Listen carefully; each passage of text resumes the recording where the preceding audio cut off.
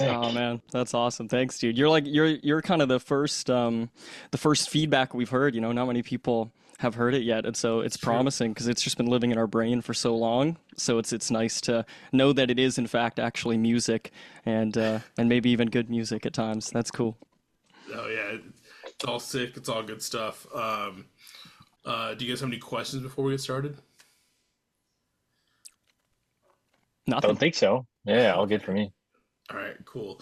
Well, my only question for the two of you before we get started is, I normally do an opening crack to start the episode. Do you have any unopened beverages that you'd like to participate in the opening crack with? I did. I came prepared. Hell yeah. I don't have anything I can crack, but I do have a drink I can sip. I made a hot chocolate for myself. So Perfect. What are you All cracking, right. Michael? So I got a couple different ones for this episode. I got a Coors Banquet and then a Nice. Kona Big Wave. Nice. How I have about a you? moose head. Have you ever had one of these? I have not. Super Canadian beer. Yeah, peak Canadian, but it's fire. Hell yeah. All right. So what I'll do here is I'll count us down. We'll crack our beers and then we'll just have a good time. Let's do it. All looking right. forward to Cool. it. In three, two, one.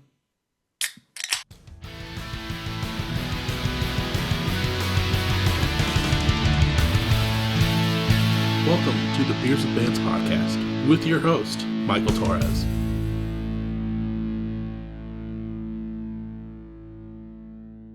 What is up, everyone? Welcome back to another episode of Beers with Bands. It definitely feels like I'm on a We're Trying Records kick right now. If you've looked at the past few episodes that have been out, and I don't know what Jordan's gotten in front of him, but he's always finding sick bands, which means I'm finding sick bands because of him. And tonight is another one of those bands. I get to sit down with Guest Room Status tonight. How you doing? Hey Michael, Good. What's up? thanks a lot for having us, man. Dude, of course. You guys are killing it with everything you have out, and especially, the new EP eventually, which I'm stoked to talk about. But all around, like, I'm really stoked to kind of get y'all on the show. It's always nice getting. How do I want to word this? It's when I sat down with Sam on the recent episode, like that was the first time I've had a Canadian band on in a long while. So it's nice to venture up and north a little bit across the border and find some more sick stuff. Cool, We dude. appreciate it, dude.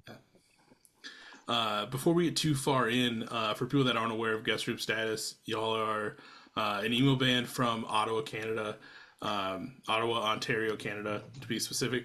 Um, just like I said, putting out some sick stuff. I know the self-titled EP came out in 2021, followed by Like the Weather in 2023. Which, for everyone listening, please go check those out if you haven't already. They both still rip. I had a fun time listening this morning, kind of starting my Guest Room Status journey from the beginning, leading into eventually, and it's been great all around. Um, Before we kind of get too far, can you kind of go around between the two of you and say who you are and what you do in Guest Room Status? Sure thing. Hi, I'm Dave. I play guitar and I sing in guest room status. And I'm Liam. I also play guitar and sing in guest room status. Oh, And we're missing Pete, who plays drums, and Wooly, who plays bass. They're too busy doing chores.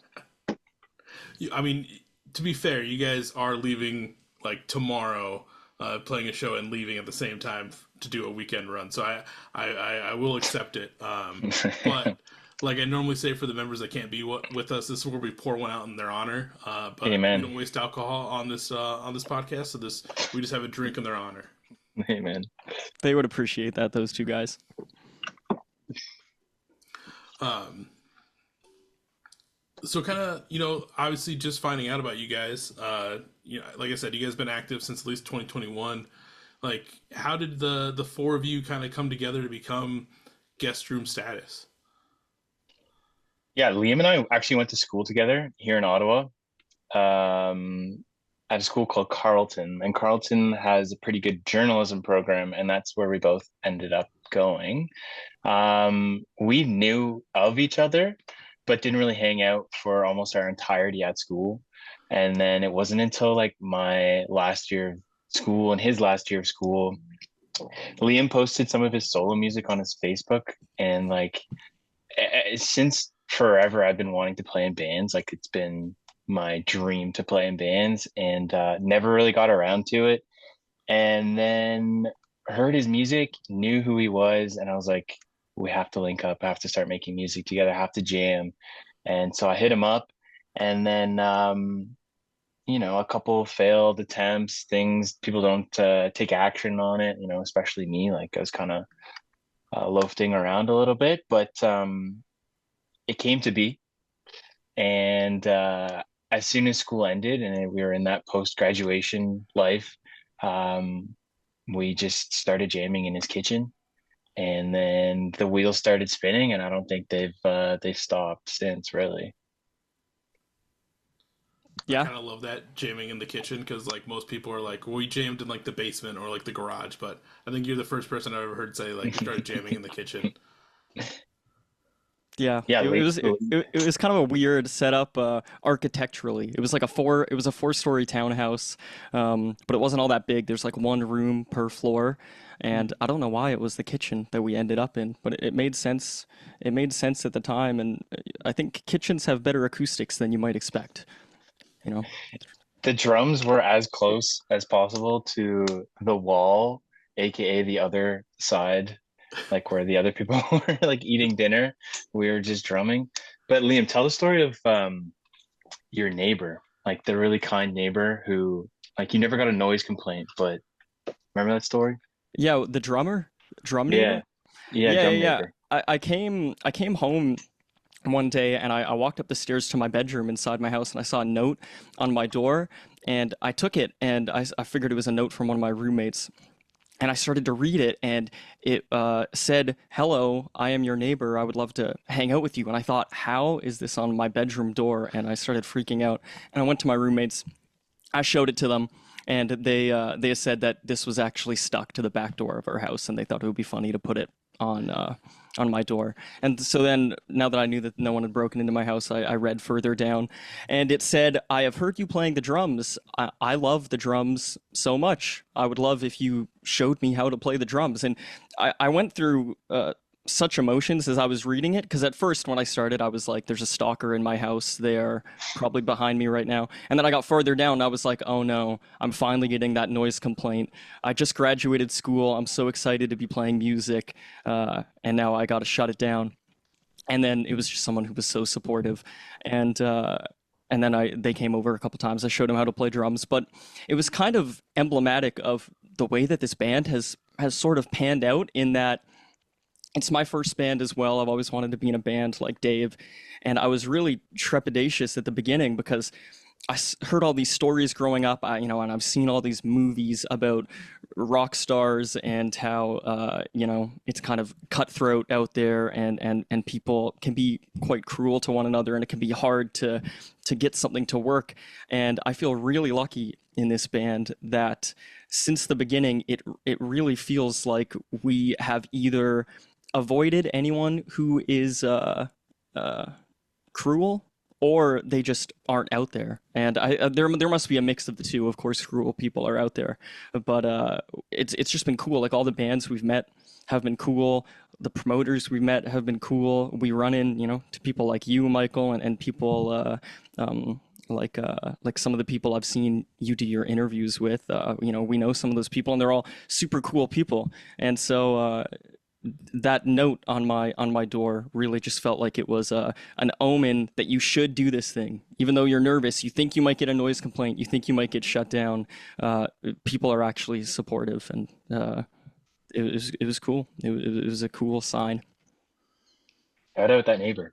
Yeah, yeah. Totally. Big shout outs to that neighbor because like a lot of people, you know, especially the situation you guys were in, like a lot of people's neighbors would have been like, "Yo, knock it the fuck off." Like we Yeah, get it, you guys are in a band, but to have yeah. someone not only be supportive but also be like, "Hey, can you also like show me this at like the same time and like kind of take more interest in it than just being like, oh no, you guys are playing, it's like sick on top of that, but like to show that interest and be like, I kind of want to learn this too. Can we bond and like have like a neighborly friendship type deal from it? Like that's so sick.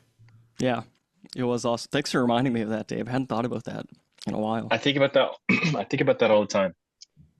And like I'm of your same train of thought, like 100% convinced that the amount of noise that we were making and the quality of noise too. It's not like we were like pumping out these polished tunes. It was like, no, we're chugging along through a modern baseball cover that's like super out of tune and shitty.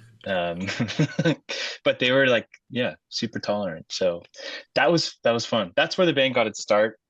And then Liam and I carried on as a duo for a long time. Luckily, Liam's like super talented on the drums. So he was able to hold it down, and I was able to just fiddle on my guitar for a while. We wrote a few songs together that way.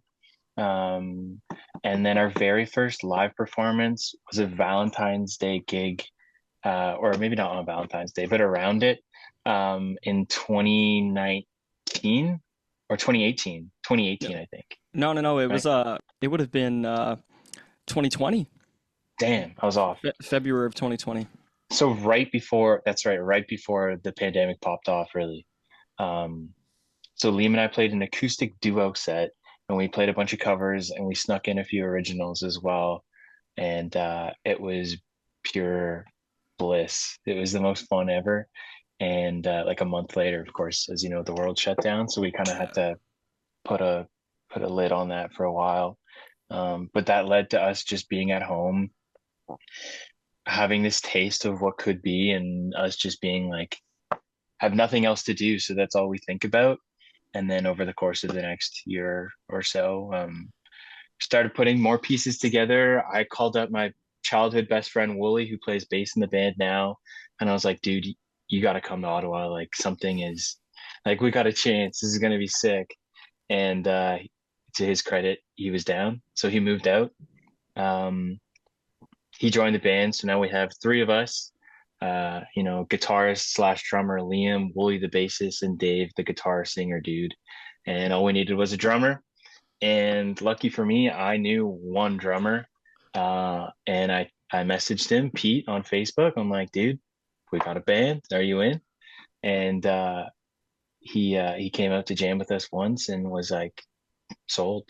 And that's it. That's all it was. And then played our first live show as a group, maybe a few months later after that. Uh, One, I gotta say, to have your first show be like right before the pandemic kind of pops off.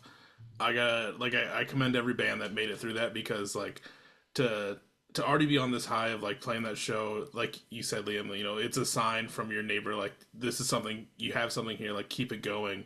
Uh, but a lot of people would have been immediately deterred of just like, we played our first show, we're gonna start, keep doing this, keep going, and then just the world shuts down.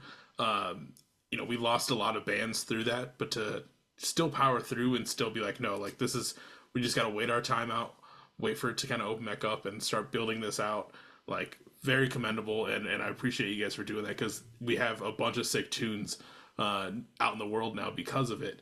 But I know like that was a rough time for like everyone. Like, I had to rethink doing this whole model was not the normal original intended to do Zoom. It was all, I wanted to travel to all my homies and do this in person, and just like you guys, I had to kind of rethink things and see if I was going to keep going, and thankfully we both did.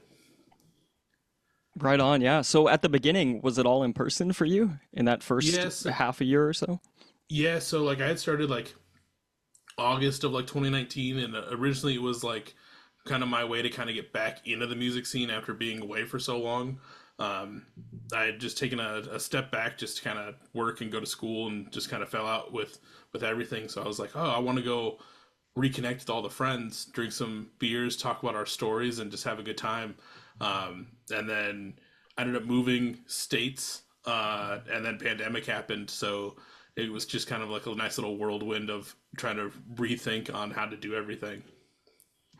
Yeah, nice, man. Well, I wonder if your case was kind of similar to ours in that you did start a little bit before the pandemic happened. And so, like Dave is saying, you had that taste. And so even though it was tough to keep going at times during the pandemic, um, you knew that you liked doing it, right? And we got that one show, we knew that we liked doing it. Maybe if we hadn't played that one show that we slipped in February, maybe we wouldn't have had the drive to keep going. But because we had that taste, it was like throughout the thick of 2020, we started to just feel like like a racehorse that's just at the gates and just like kicking their feet, just waiting for that gate to drop down. And so when it did, it was in November of 2021. Holy moly, the pandemic. We were quarantined for a while. November 2021 was when we finally got to play our first show. And after that show, I really felt like we had peaked. I was like, we could stop now. I don't want to stop, but if we had to stop, I would feel satisfied because it kind of felt like the climax of a movie, you know, where it was just like this was the big moment we've been waiting for, and it went so well. And we actually rushed our second show after that because the show went so well in November.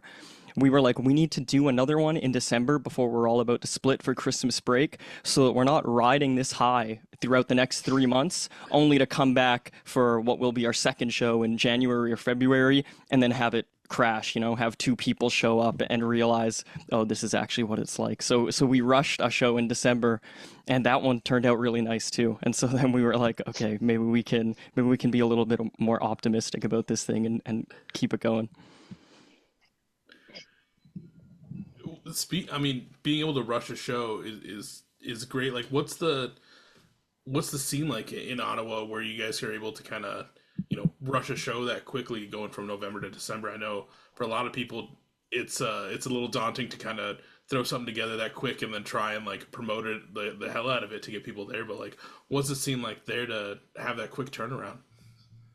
We're we're super lucky. So Ottawa, for those who don't know, it's between Toronto and Montreal. Those are the two big cities around, and Ottawa is Canada's capital, and it's notorious for being a sleepy city, like a boring city. People think not much is going on, but boy, howdy, is there a popping music scene right now. In product, because of the pandemic, I think a lot of people were in the exact same situation we were in, either just starting up before, ready to go before, or just sat at home and like stewed and looked at the wall for 2 years or whatever and was wanting to be in a band. Um, but at the tail end of that, when things started loosening up and the pandemic was a bit more chill, there was an explosion of bands. Like every weekend there was, four band bills being put on and people in playing to, I don't know, crowd, like big crowds, and every single weekend. It was some of my most favorite memories from that time was going to downtown Ottawa, catching a show. My homies were playing at 9, so I'd stay and watch their set, and then I'd walk around the block and then catch another show. My homies were playing at 10, and like just rinsing and repeating all summer. It was like super fun. So all that to say is, there was a post-pandemic boom, as I'm sure was the case in many other music scenes across, you know, Canada and US, but especially in Ottawa, that took place. So easy-ish enough to book back-to-back shows for a brand new band that, you know, was just getting started. Yeah. Has that vibe kind of kept going? I know, like at least here in the Twin Cities in Minneapolis and St. Paul, like after the pandemic, like kind of the same. There was shows going on all the time, and I still feel like there's still a lot of shows going on a constant basis. Granted, we've lost a few venues since then, during pandemic and post pandemic for various reasons. But I feel like it's still, while it's maybe toned down a little bit, it's still pretty strong with the amount of shows that we have. Do you feel like Ottawa's kind of the same in that aspect? Yeah, I'd say so. I think things have definitely maybe cooled down a little bit, but also bands that we started with, who were brand new at the time, have now, grown up. Like we've all grown up in a sense together. So we've all branched out, started playing out of town shows, and the scene has grown, to the point where we have brand new bands who we're not familiar with, just starting out. I'd like to think who are somewhat of a product of, the bands who played 3 years ago. Like they came to those shows, got inspired, started a band. So it's just like, I guess that's local music. Like it's the coolest thing in the world. Yeah, it's great to see that ecosystem still thriving, because it's definitely, a byproduct of, the shows that you guys were putting on. I'm sure there was kids going out to those shows being in awe and like, oh, we could do this. And then, that's the age old story of like the high school kids of like, oh, we should do this or we can do this, and getting instruments, starting their bands, and then it keeps going, the ever evolving cycle, which is great to see. That was like one nice thing about going to shows after the pandemic. It just felt like there's so much young talent doing stuff that was like, okay, like the scene's healing, like it's back, like it's all good to go. Yeah, it was a real treat. It felt like so quickly all of my bucket list items related to music were being checked off. Like we were playing and going to shows that were like the shows that I grew up watching on YouTube, where these bands like whether it's the early 2000s kind of pop punky emo stuff like Fall Out Boy playing in some small venue but 200 people are there, they know the words, or the later like 2010 stuff like the Hotelier playing in that church in Philly and everyone just knows all the words. And it seemed like that was happening every week. Like it was so clear when you went to a show that people were spending time actually listening to local music, and then they were excited to see it, which is kind of the beautiful thing about local music, is that you can have a favorite band, you discover a favorite band, and then you can go see them the next week. And it felt like that was happening again and again. And so it really just it felt like such a lively time. It's kind of the stuff that I've only had ever read about in books, and I never really fathomed that it could happen. And then what that showed me is that it's actually happening all the time. Like there are these pockets, like the Fall Out Boy pocket, and the stuff that was happening in the early 2010s with those Midwest emo bands. Like that's not totally unique. Sometimes parts can coalesce, and there's certain bands at certain times that get attention. But in terms of good music and good bands, those are happening everywhere all the time. There are thousands of good bands, and there are always people who want to hear good bands and support good bands. And so I felt so grateful to have finally discovered that pocket in Ottawa, because before that, I lived in 5 years for Ottawa and I didn't go to a single local concert. And if someone had asked me, I would have said Ottawa is a sleepy town. But I guarantee if you ask someone who was going to shows during that 5 years that I wasn't going to shows, they also would have said Ottawa is amazing. You gotta look for it, and then once you look for it, there's beauty going on everywhere. Yeah. No, I think that's beautifully put. Is that's the hard thing for a lot of people that aren't involved in a scene, is they think it's not that much stuff is happening. So like to me, like Minneapolis and the Twin Cities is popping off all the time, because I same as you guys, I have an ear to the ground. Like I kind of know some things that are going on.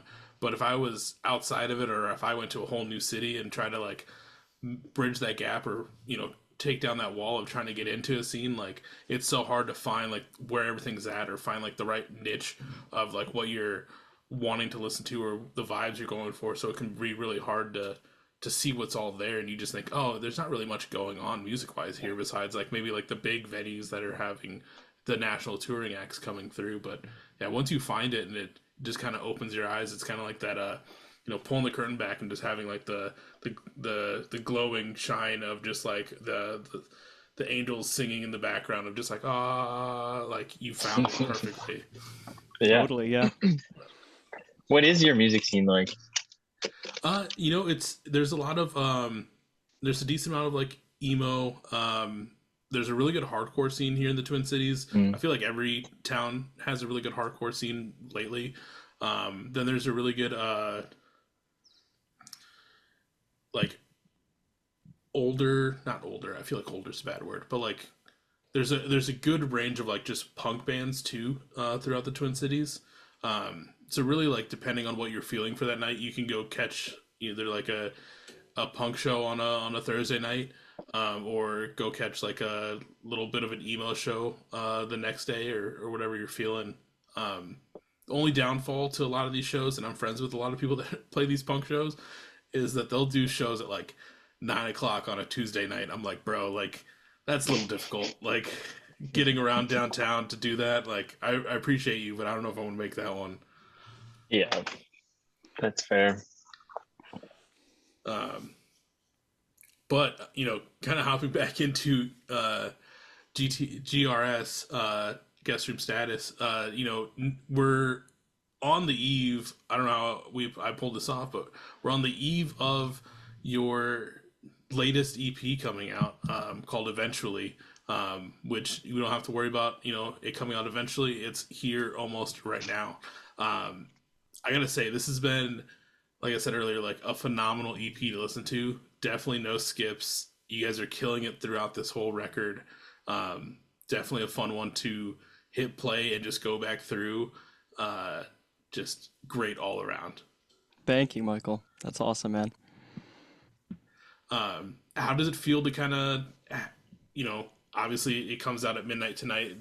This episode was recorded in November, but like, how does it feel to finally be this close to having it out? I know the last EP was out in 2023. I think you guys put out a double single EP like in 2024. Yeah. So like, how does it feel to have like this full batch of songs out? For me, it's like release. Liam and I have been thinking about this. These songs, these ideas, these riffs, these lyrics, like have been in our minds forever. It felt like, trying to go to bed, your mind wanders. It's like you're thinking of how to finish this part or how to end this song or what we should do in this certain section. And then it's like, okay, once those are all fleshed out, now we have to figure out where to record them. You're stressing about that. You're stressing about the mixes. You're stressing about, the deadline that we've all set for ourselves. Can we make it in time? But as soon as we uploaded it, like whatever it um, it was like, okay, hands off.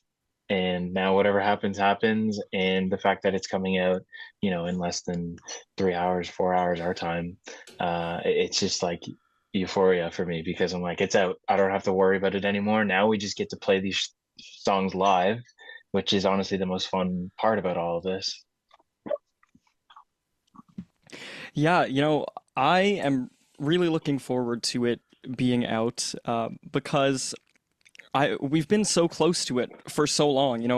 At some point it kind of felt like we were far away from it in terms of conceptualizing the songs. Like we knew we wanted to have a certain riff here, a certain lyric here, but there's a period at the beginning of the writing process where every possibility is still available to you because you haven't committed to doing anything yet. So the song could go in any direction. And then at some point in the process, you have the whole thing, and then you're thinking about every aspect and making sure it all works together. And so all of a sudden, you go from this macro view to this micro view, and we've been in that micro view for a long time. Dave is talking about like getting the mixes and doing the recording and really thinking about the parts that you're going to do, and that lasted a while this time compared to the other EPs, and so it sort of got to the point where the songs just sounded like mush to me. And I had to believe in the initial feeling that I had along the way, those sparks of excitement, because I knew that they came and I knew that I really liked the songs, but I was now so close to it that it sort of stopped feeling like music.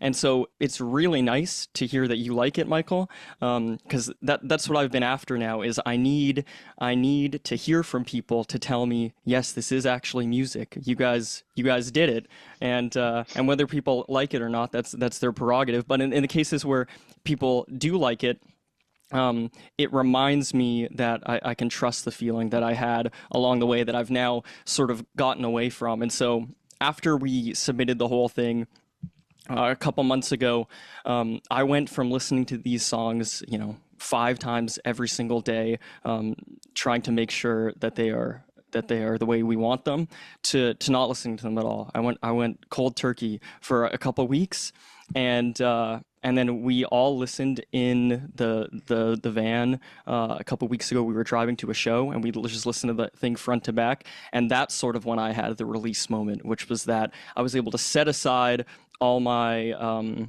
preoccupations when I was listening to it prior, because I was sort of listening to it like homework before, where I was looking for the things that I need to change because there's still time to change it, the things that I needed to make decisions on. And now we can't make those decisions anymore. It's done, you know? It's like you've sent your child off into the world, and whether you can stand fully behind that child or not, you got to live with whatever that child does, and you got to take responsibility for your part in it, and you can also, you know, find the beauty in that child. And so now I'm kind of finding the beauty again, and I think having it out and seeing it on the services and being able to click between it just like anyone else's music, you know, it's just going to be added to that pot, will make me feel even closer to it. Because I've had instances like that with our other music before, where we've put it out and I've thought this is barely a song.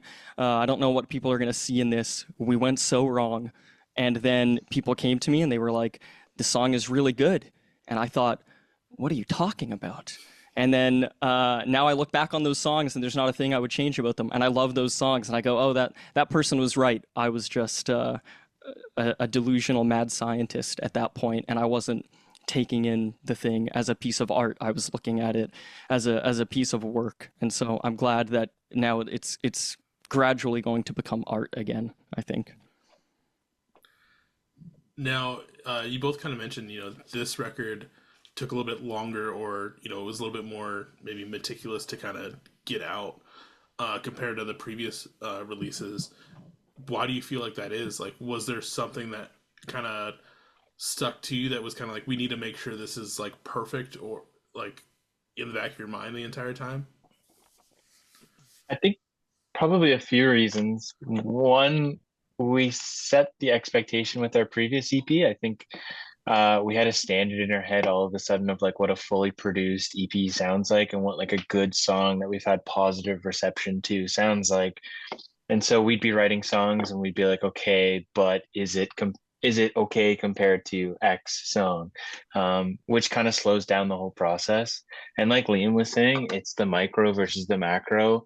And oftentimes our band, and I imagine plenty of other bands who are writing songs, get stuck in the micro. And so you'll be at a jam, um, and we'll bring up this song, and it'll be about like 45 to 50% finished, and it'll stay that way for months, just because you're trying to like perfect every single aspect of the song instead of just like powering through, this is what we have, this is what it'll be, it's going to be sick. It's hard to have that vision sometimes. So that probably slowed down things a little bit too. Yeah, I agree with that. I think, you know, there's something that is really special about putting your first thing out into the world, and that was our self-titled EP that we recorded with a single SM58 microphone, just like held up to a drum kit and held up to a guitar, and we did the whole thing ourselves, and we recorded and put that thing out so quickly because there was no expectation. There was only excitement. And, you know, there's that saying that you have your whole life to write your first album, and then you got, you know, a year to write your second album. And you also, now you can compare it to your first album. And so I think that was kind of catching us up a little bit on our third album. And also, we were just pulling from more influences at this point, I think. So the songs are a little bit more elaborate. They're a little bit more complex, and we just really wanted to excite each other. And I think the stuff that was exciting us when we wrote the first EP, that style of music, we had just gone from seeking excitement in stuff that was a little bit busier. And when the parts are busier, they take a bit longer to figure out and to feel comfortable with. But all that said, I do think that we pulled it off in that we created something that I think stands up to the rest of it, and I like it, but it also does feel different, which excites me too, because I can look at this EP and I will remember this time in my life as being distinct from the years when we put out the other stuff. You know, we couldn't have written this EP 3 years ago, and Hmm. so that idea excites me. Do you feel like for people that are just now tuning into guest room status, like this record signifies like the embodiment of what you guys are? That's a good question. It definitely embodies who we are right now, and who we've been over the last year.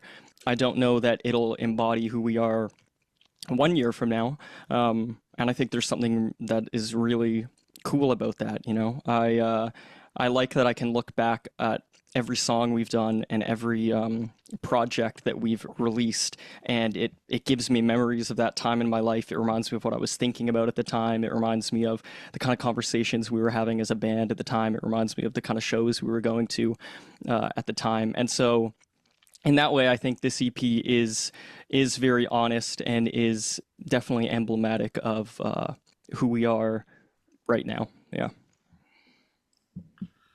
I mean, I've said it on multiple episodes. Like every release is a chapter or a timestamp in a band's life.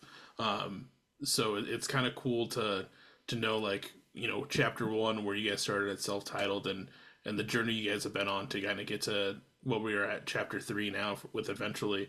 And yeah, who knows what chapter four or chapter five is gonna be. Because those influences at that time when you go to write those chapters are going to be completely different. But it's going to be sick to see what it's going to be like then, seeing the journey that you guys have been on so far, and just like keep finding yourselves or finding new influences throughout. Mm. But like, I like you guys set a bar for yourselves. I feel like with this one, not to apply more pressure for when you go to write the next releases or anything like that. But I'm very stoked to kind of see how you guys follow this one up in any way or any version of your guys' selves. That's very kind. And the whole chapter thing, I think, is totally applicable. In fact, I think some of, if not all of these songs have, it's pretty much us just like analyzing the chapter that we're in.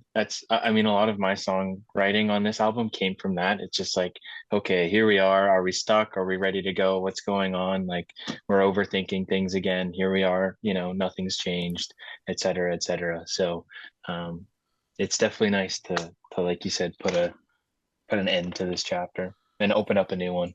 It's fun.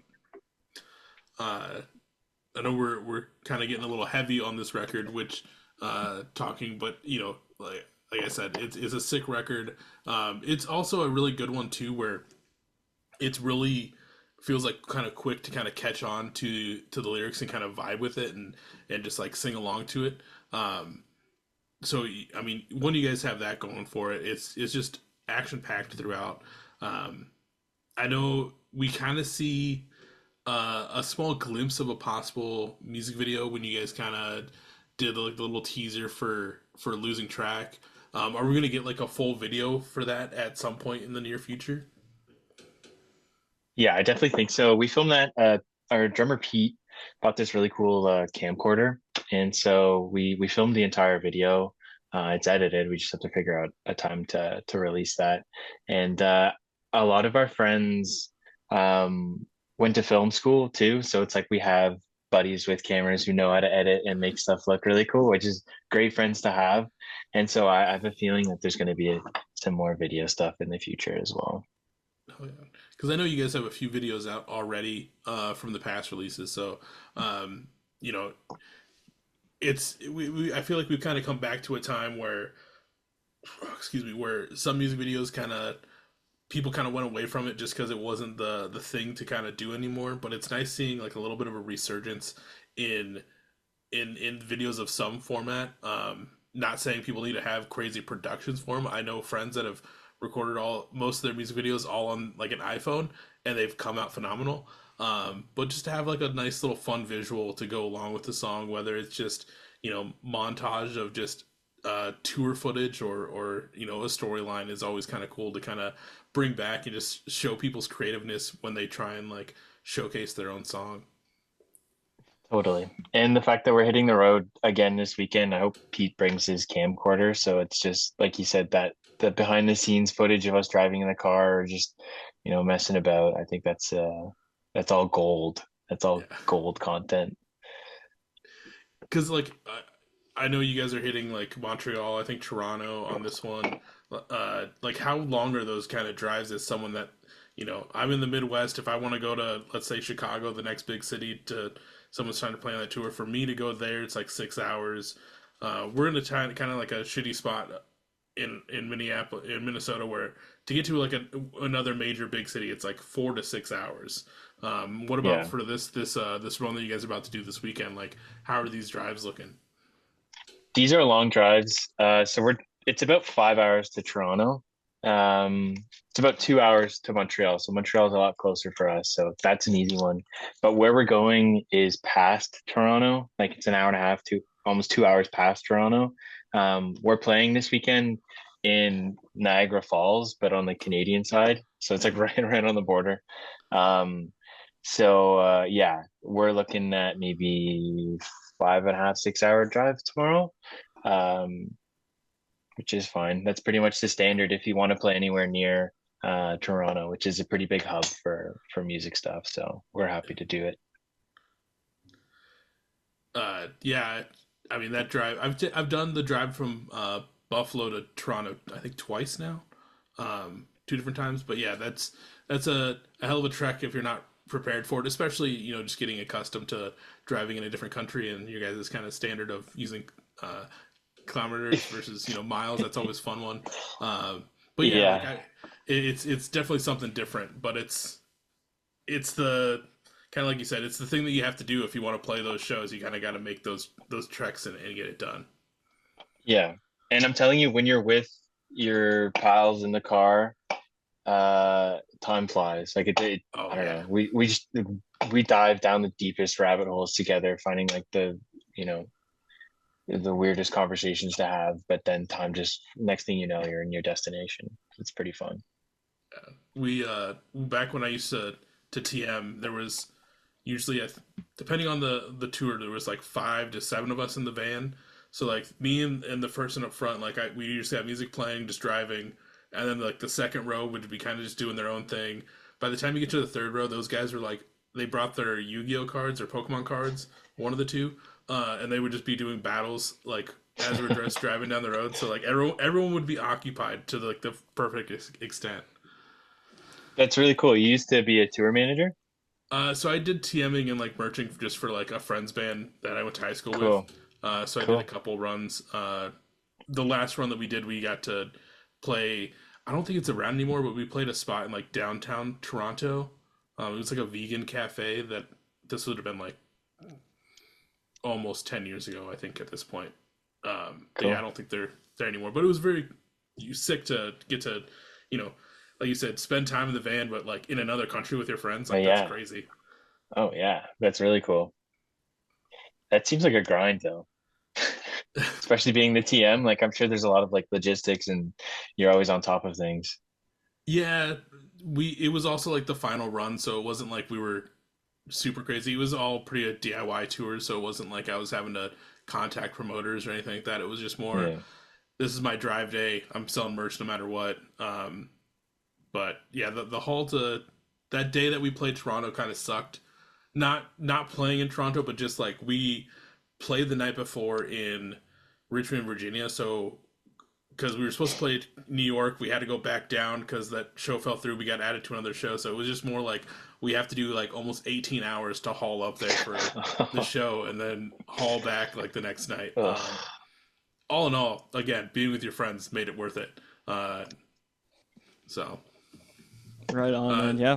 That's yeah, that's the stuff we're gonna hold on to when we're older, right? We think back and exactly. you won't be able to feel how sore your body is anymore when you were sitting in that particularly uncomfortable position in the back seat, you know? Or maybe you will, and maybe it'll make you feel even fonder.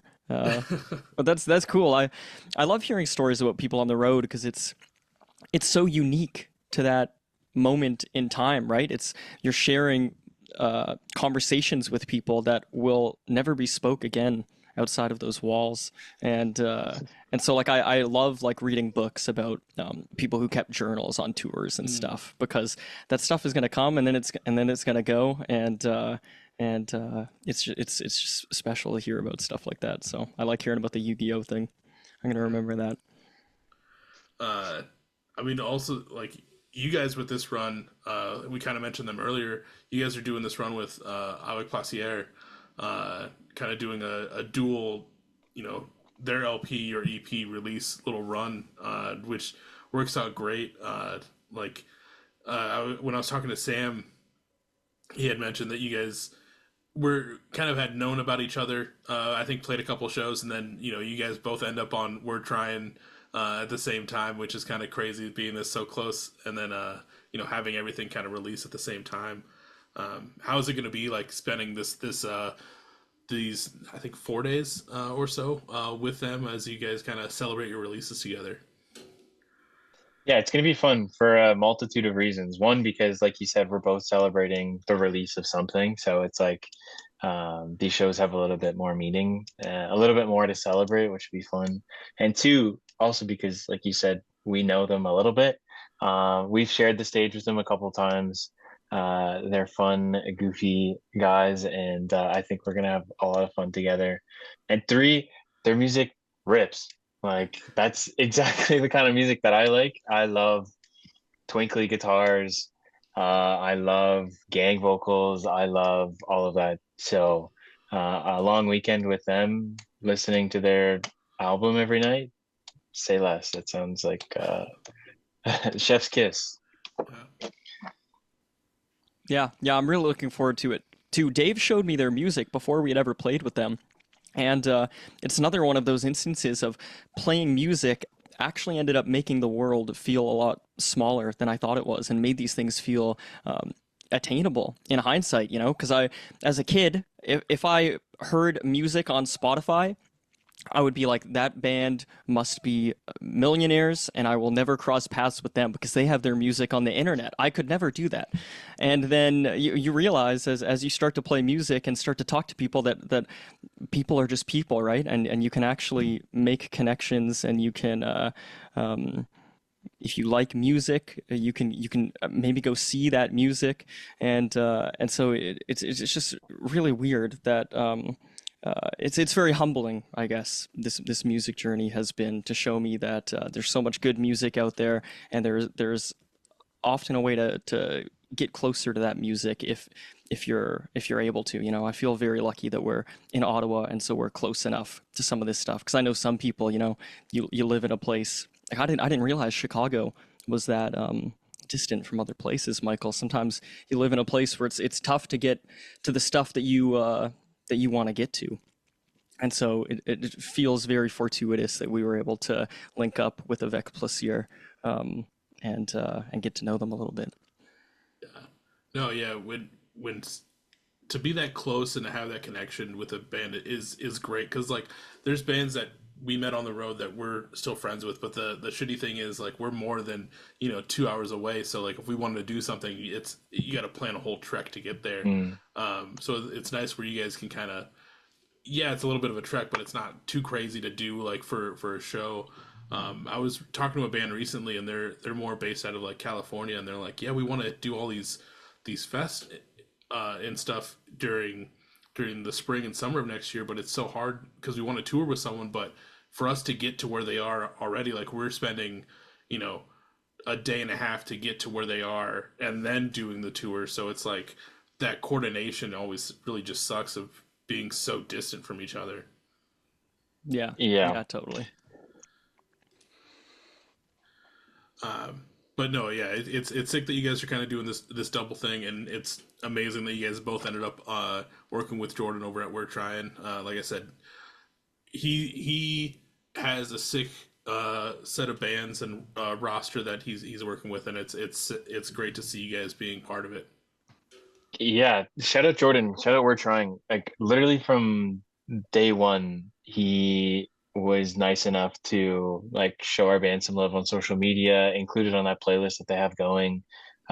Before we even, you know, felt like we got going, he was already uh snooping, I guess, but or we were on his radar somehow. I don't know.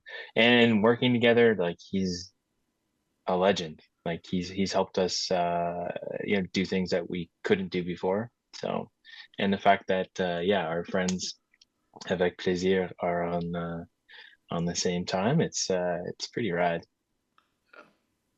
Um, are you guys gonna do any sort of physical release? I don't think I've seen anything kind of mentioned yet. No, I think it'd be nice to have, but given that our project is 18 minutes of music, like a vinyl doesn't make sense, a record doesn't make sense. So we could do cassettes. But I don't know. I don't know if that's something that we'd want to do at this moment. Maybe later. Yeah, Yeah. CDs would be cool, yeah. I think.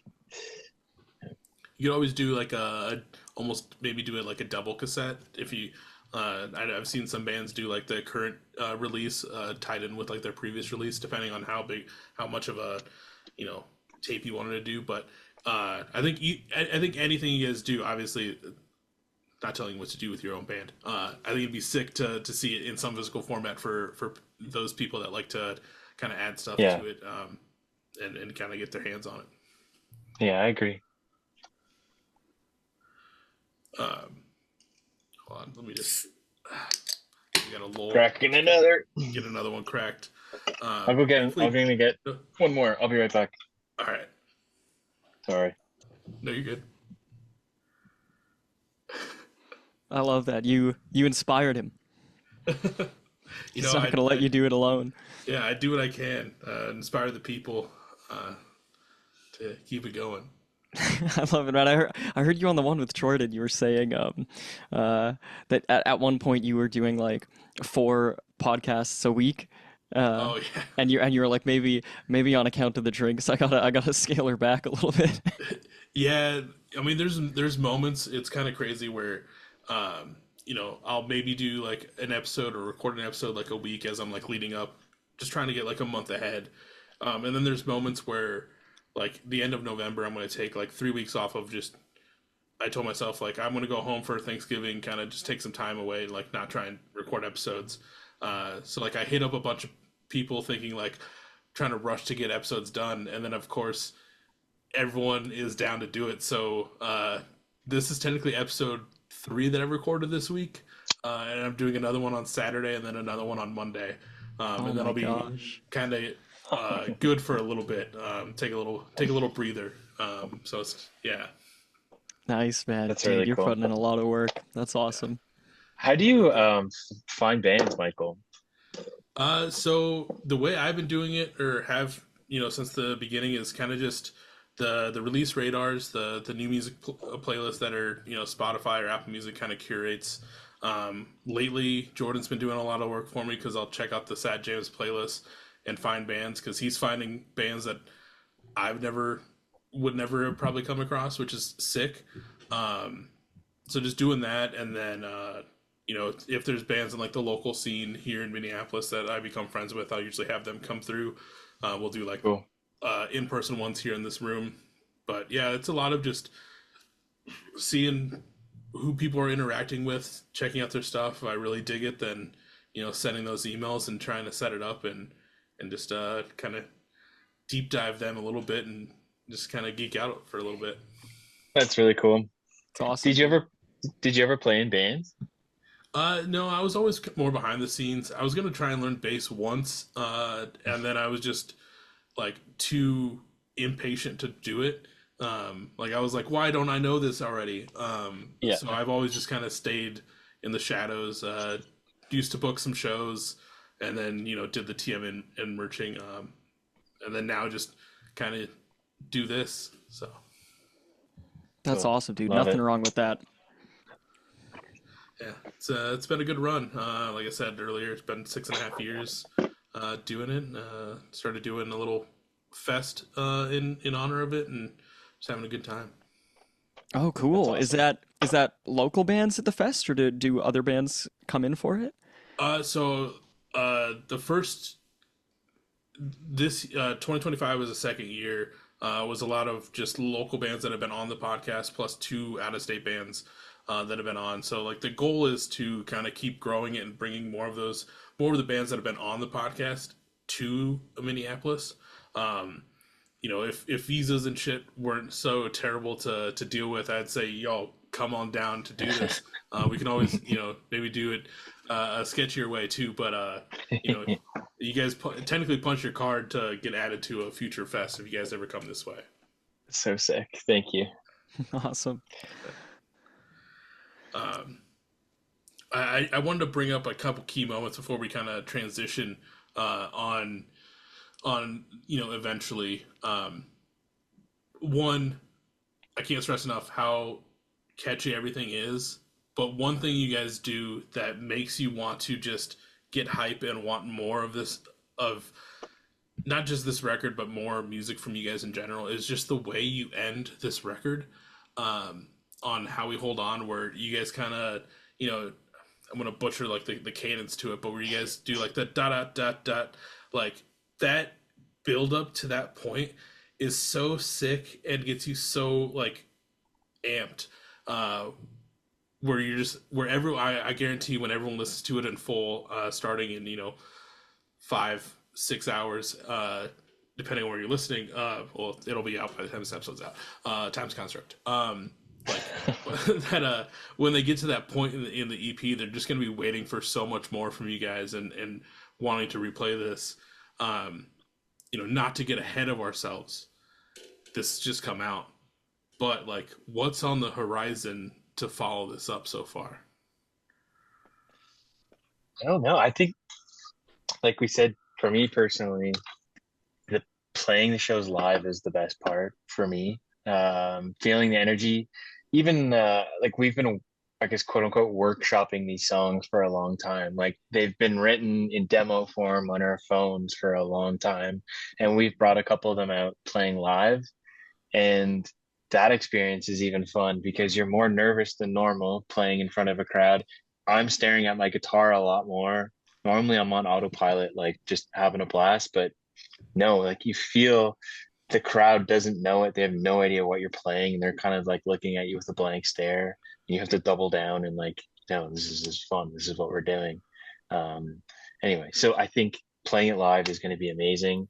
And the coolest thing in the whole wide world, and what happened with our last EP, was you put out a piece of music, and then for the first time, people recognize it. So you're used to playing to the cold, the cold shoulder or whatever. But as soon as that shifts, as soon as they can sing a lyric or jump at the right moment or sing along, that's like that's the best thing about being in a band, I think. Yeah, I'm really just looking forward to playing these songs live.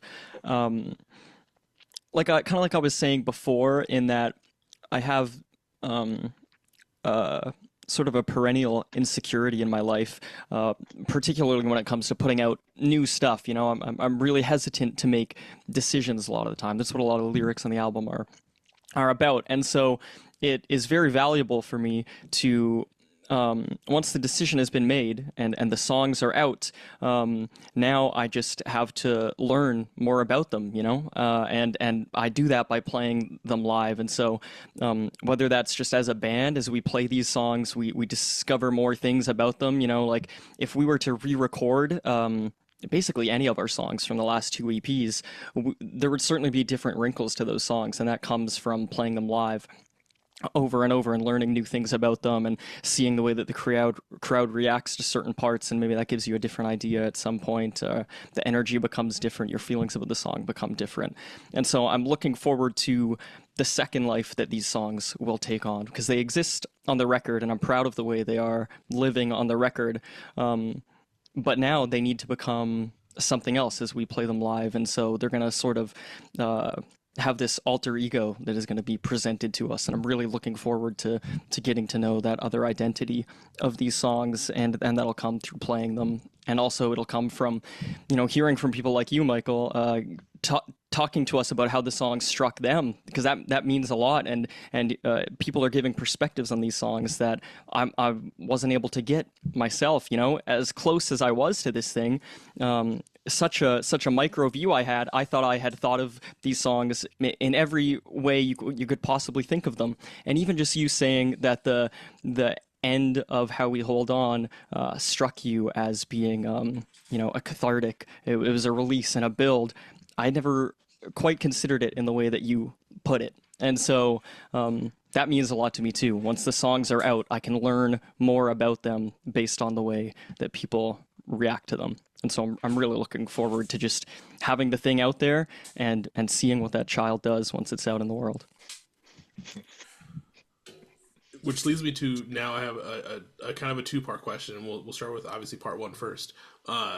In the time that you guys have kind of been workshopping these songs and slowly presenting them in live sets as you're gonna kind of get them under your belt, was there any of these songs that kind of surprised you? Obviously, the people that are listening to it in a live setting or hearing it for the first time are not fully sure what you guys are playing. But was there anything that kind of surprised you that they vibed with more than you thought they were going to in that moment?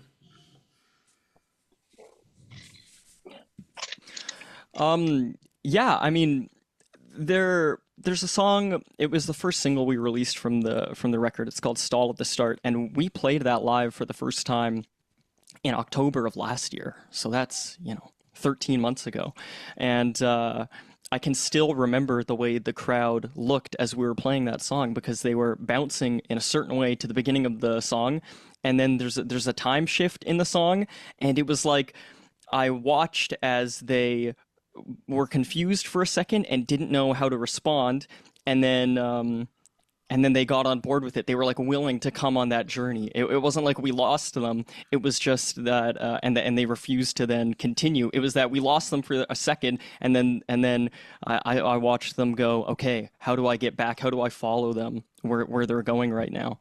And the more we've played that song, the more I've been able to see that happen, and the more I've been able to see the fans who come to our shows regularly are now sort of able to anticipate those shifts, and that's really cool too, to see that we are doing something that is a little bit unexpected at times structurally, that they don't exactly know when the chorus is going to happen or what the cadence of a certain section is going to be, but then they are still in the moment with us, and they're willing to figure it out with us. And so that was a good one for me. It was when we as we've been playing that song "Stall at the Start."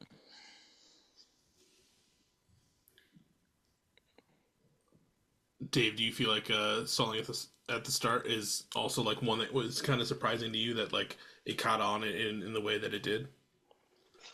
Yeah, that song is really fun to play. Like Lee mentioned, there's like a bunch of different moving parts to it. I have a really cool tapping riff that I play in that song too, that I'm always kind of just like chomping at the bit to like play. I'm like, okay, I'm ready. Like I want to do it. Yeah, it's a really fun song to play. We also have a really short song on the record that we play live too sometimes. We've played it once or twice, and it starts off very quiet, and then there's a drop, and everybody kicks in at the same time. And when we play it live, it's just like bass, drums, everybody kicks in at the same time. And I remember we played it once at the Rainbow, I think, Liam. And for a millisecond, I looked up and I caught our buddy Sean, who plays in a band called Sorry Snowman. I caught his face, and he had just had the nastiest stank face possible. Like he was like, "Ugh." And I was like, okay, sick. There's something to this song. Yeah, that's the biggest compliment you can get, is that stank face, Yeah, particularly from someone else who plays music. Yeah. just disgusted with what we're doing. Yeah, that's cool. That's cool. Yeah. I'm really excited about that one too. That song's called "Are You Alive?" And I think it's unlike anything we have done before, because it is just based on one riff. I mean, it's the complete opposite of "Stall at the Start." "Stall at the Start" has 5 or 6 different riffs to it, and it has different time changes and different sections that are meant to elicit different emotions. Whereas "Are You Alive" is just the same riff for about 2 minutes straight. It goes from a volume 5 to a volume 10, but it's the same thing, and so it becomes, I think, kind of mesmerizing. It's such a great riff that Dave wrote, and so it's immediately intriguing, and then when it amplifies halfway through the song, I think it's so satisfying, and I've heard from people who have been struck by that song as well. Like we played it the first time we'd ever played it. I got a text from someone that night that said, "I love the song where Dave goes ooh at the end," and that means a lot. Dave does this cool falsetto ooh at the end, and it really is beautiful. And that meant a lot because when you're in a live setting and you're seeing someone play a whole bunch of songs that you recognize, and then they play one song that you don't know, and then they go back to playing songs you recognize, it's really easy to go home just thinking about the songs that you know and love, and the song that you hadn't heard before.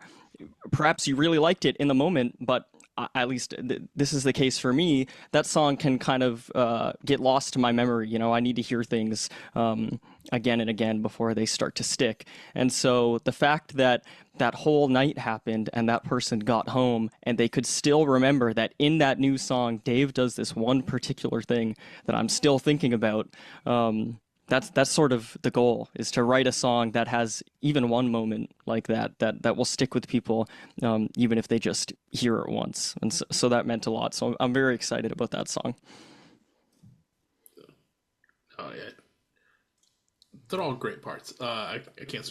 I'm terrible at explaining Thanks. things too. People should have realized this by 300 something episodes in, 200 something episodes in, almost 300. But like this is all around like a sick EP that I'm really stoked on. And it's been a joy to listen to. I can't wait till it's like on full streaming sites, so I don't have to listen to it on SoundCloud. Nothing against SoundCloud. It's just I like to like it's so much smoother just to listen to it somewhere else. But it's so sick and it's been great to listen to. Um, Thank you. yeah. Uh, but yeah, like a solid record. I hope everyone loves it as much as I have, and loves it as much as like you guys get to kind of re-find it again when it's finally out, and like hear from more people than just me. Uh, Hopefully soon about it as well. Um, Before we kind of end, I do have a couple funner questions. I don't know. We'll see. We'll see how you guys react to them. Um, kind of change it up a little bit.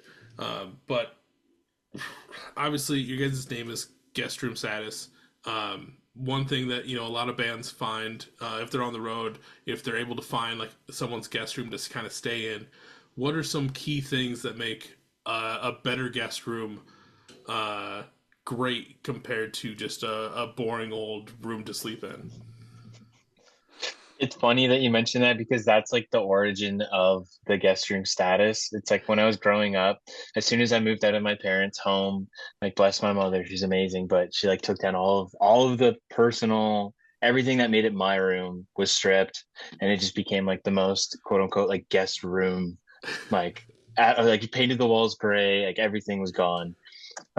So then like I was telling my buddy, and he's like, "Damn, like you've really made it to the guest room status." And I'm like, "Oh, cool. That's a cool name." And It's so a I sick shared that name. with Liam. Yeah. Yeah, I shared that with Liam. I'm like, and I think I found our band name, dude. Um, but yeah, what makes a good guest room? Zero personal memorabilia. It has to be as blank as possible. Yeah, not a single flavor. It needs to be painted gray. I think that makes an elite guest room. That's so interesting. I was thinking the exact opposite because I was thinking I don't know that I've ever been in an exemplary guest room. I've been in good guest rooms that have kept me cozy throughout the night. So I guess my answer could be like a good pillow, and a nice blanket helps me sleep well. But in terms of a guest room that stands above all else, I can't think of what else you would do besides being totally wacky and just having like this person has a collection of clown paintings on the wall. Oh They've God. got like the journals that they kept from 1982 when they were in the sixth grade that you can leaf through as you're trying to go to bed. And maybe if I encountered this, I would realize, no, this is awful. I need to get out of here. This person is about to axe murder me. But at least it would feel different. It would make me feel something. So I don't know. Yeah. I want to As feel like a something. side, Yeah. yeah, as like a side to like guest rooms, I keep seeing this. There's this one person on TikTok that they're doing like this like I can't even think of the word. Like a road trip. Sorry, blanked on that. But they're staying at like these hotels that have like these crazy special rooms, and just seeing like the rooms that they're staying in would be like, I don't know. I'd rather stay. I don't know if I'd stay in some of them. Like one of them, some of them are kind of cool, but like one's like a rainforest room. So like, you go in, it looks almost like you're in a rainforest cafe type shit. Just like there's animals on the wall. Like I don't know if I'd be comfortable waking up and just like hallucinating or like having the sleep paralysis demon just like fuck with me during that time. But like, there's some crazy rooms out there that you can rent at these hotels that are like just on the books that just no one knows about them. But like, I don't Yeah. know, it's weird. Yeah, yeah, that might be a bit too wild, right? Because that conjures such a different feeling than the typical guest room. Like if we had named our band Rainforest Cafe type shit, you know that you're not in for the music that we make. You're in for some nasty prog rock that's got like samples of animals fighting in it, and it's just a totally different thing. And so maybe that isn't. It's not a guest room. It's something, but it's not a guest room. That's fair. Uh, It's our next because at least chapter. We yeah, found it. at Yeah. least with your guys' name, like it, I'm like I'm anticipating, especially like with like how you know the I have it up on the screen so I can look at it. Like just how even like the logo looks, so like the nicely placed bed, fully made. Like I can tell like oh if I stay at one of their places, it's gonna be a nice, comfortable time. I'm not gonna Yeah. have like some weird shit happen. Maybe there might be some gray on the walls. Maybe there'll be some lighter pastels. We'll see, but it's gonna be Yeah. a comfy sleep either way. 100%. Anytime you're in Ottawa, you can stay at our guest room, bro. Hell yeah. Um, my other question for you is when I initially sent my email, like I said, I didn't have any recipes that I needed to figure out at that time. Uh, but as if we're gonna stay in the guest room, like what are some good recipes or some homemade things that you would possibly make to make my time even more cozy? Liam and Liam's partner Brianna are like amazing bakers, so he'll give you the goodies. Liam, what do you got for us? Yeah, I mean, if I were to reach actually just to my side, I'd be able to show you something. My partner Brianna has been trying to desperately how to figure out a vegan version of like the Pillsbury slice and bake cookies, like the stuff with little Ooh, pumpkins on them or little Christmas trees or whatever.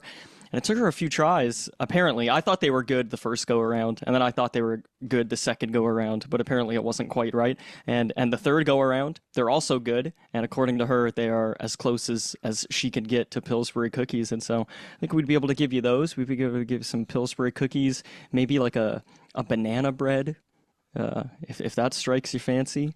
That might be nice. And it's not a recipe, at least not one that we make, but it is a delicious recipe that exists in the world. The band chip is a Ruffles all dressed chip.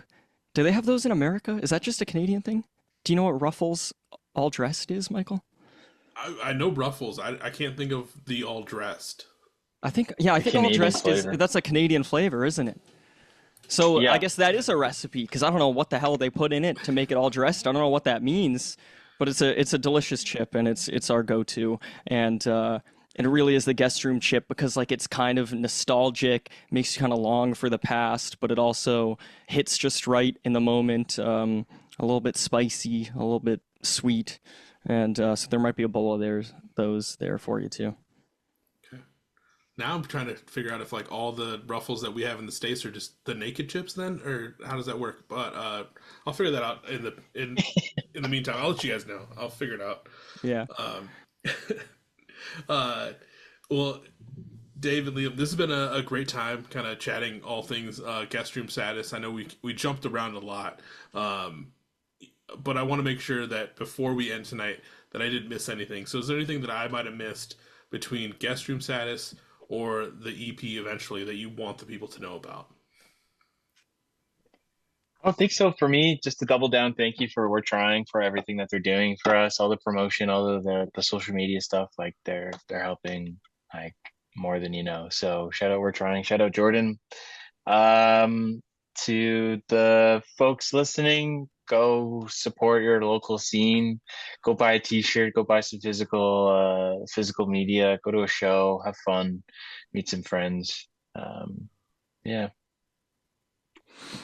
Yeah, there's so much good music out there, you know. Your podcast is absolutely indicative of that. And so what an honor it is to be on your podcast and to be one of those bands that someone might discover and take a bit of a liking to, you know. We've put out an EP that we are proud of. I'm glad that you say that when you finish it, you want to listen to it again, because we definitely devised this set of songs to be listened to together from front to back. And you know, there are references to previous songs we've done, and there are references to songs within the album, and so we kind of wanted to make a cohesive piece.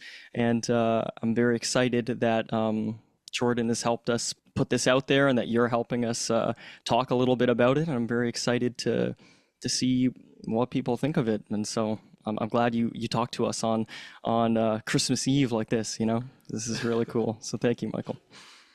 Of course. You know, like I said, such a solid EP, and I'm really one, thankful and honored that I got to listen to it kind of ahead of time, and I'm really stoked and hopeful that everyone else that checks it out in the next 5 hours. If you're figuring out countdown times throughout this episode, we're probably different spots, time zones, crazy, time's a construct. It's out by the time this is out. Don't worry. But like, everyone, I hope that finds it, enjoys it as much as I did, and enjoys it as much as you guys had putting the work into it. You know, you're gonna find a lot of people, I think, that are gonna reach out. Just seeing the responses so far has been great. So you know, I'm really stoked on this, and stoked to kind of see what you guys do in the future. You know, there. Hopefully, you know, when maybe EP4 or LP1 is ready to go, we'll have you guys back on, and we'll catch up a little bit. Yeah, that would be great, man. Good And stuff, hopefully we can run into you in person someday. You know, it'd be awesome to go up there and see what Chicago is all about, and see the bands going on up there. That's definitely a dream of ours. That's sort of, I've checked off so many things on the band bucket list in short order, and I feel so lucky to have done so. But to make it into America, that's one that we haven't checked off yet. And so it'd be great to do that one day, and hopefully run into you. Yeah, no, that'd be very sick to have happen. Hopefully, you know, this whole visa thing kind of gets fixed a little bit. I know those issues are atrocious, but yeah, it'd be sick to see you guys coming down to our neck of the woods and see, you know, Guest Room Status in person, in the way that I feel like these songs were kind of meant to be seen. Yeah. Thanks, man. Of course. If anyone's looking for Guest Room Status merch, music, or just you guys in general, where can they find it? We got a fresh new website, guestroomstatus.com, so you can check us out there. On Instagram at guestroomstatus, Twitter, same thing. And or like we talked about, if you have a recipe for anything, please email it to us at guestroomstatus@gmail.com. So far, Michael, you were the only person to reference recipes in our emails, despite it being in our handle on Instagram for over a year. So there you go. Man, everyone's fucking up. Send them recipes through. Maybe we'll get like a new series out of it if people start sending you recipes. You guys just like 100%. Just start doing like a YouTube series, making all the people's recipes. Who knows? I'm not your manager. You guys figure that out. That's your idea. We'll let them marinate. Ooh, recipe term. But one last big thank you to Dave and Liam for taking the time out of your Thursday to sit down with me and talk about your band. Thanks so much, Michael. This was so much fun. Of course. Everyone, go listen to Guest Room Status. Be sure to check out Eventually, and go follow them. Be ready for new merch, new music, new show dates, tour dates, all that fun stuff. And be ready for everything coming next. And I'll catch everyone on the next episode. See ya. Beers with Bears.